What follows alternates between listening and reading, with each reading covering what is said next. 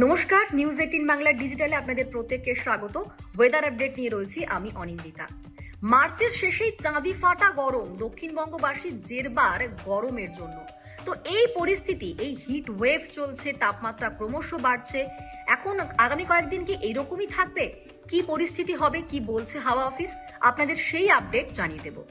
আলিপুর আবহাওয়া দফতর বলছে যে ঈদের দিন গরমেই কাটবে এবং হট ডে পরিস্থিতি চলবে গাঙ্গেয় পশ্চিমবঙ্গের প্রায় সব জেলাতেই।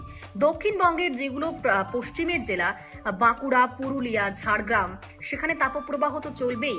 হাওড়া সহ কলকাতা, উত্তর এবং দক্ষিণ 24 পরগনা, সেখানেও কিন্তু হিট ওয়েভ চলবে এবং সোমবারের আগে তাপমাত্রা কমার তো কোনো সম্ভাবনাই নেই, বরং তাপমাত্রা বাড়বে। স্বাভাবিকের থেকে 3 থেকে 5 ডিগ্রি বেশি হতে পারে তাপমাত্রা, বেশি থাকতে পারে গরম এবং হিট ওয়েভ, এমনটাই বলা হচ্ছে আলিপুর আবহাওয়া দফতরের তরফ থেকে।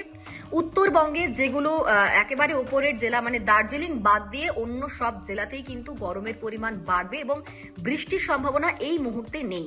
তাহলে এই যে হাঁসফাঁস গরম, সেখান থেকে আদৌ কি আশার বাণী কোনো মিলছে? কি বলছে হাওয়া অফিস?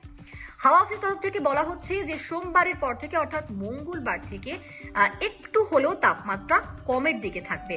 মানে দিনের তাপমাত্রা 1 থেকে 2 ডিগ্রি হলেও কমবে, কিন্তু বৃষ্টির সম্ভাবনা এই মুহূর্তে নেই। যে কারণে স্বস্তি মিলতে পারে কবে, এখন তার সদুত্তর কেউই দিতে পারছে না। অর্থাৎ এখন কিন্তু এইরকমই গরম, নাভিশ্বাস গরম এবং হিট ওয়েভ চলবে। দক্ষিণবঙ্গের প্রায় সব জেলাতেই একই অবস্থা। পশ্চিমে জেলাতে তাপমাত্রা তো কোথাও কোথাও 40 ছুঁয়েছে, কোথাও 40 পেরিয়ে গিয়েছে। এরকমই থাকবে এখনকার পরিস্থিতি, এমনটাই বলা হচ্ছে আলিপুর আবহাওয়া দফতরের তরফ থেকে।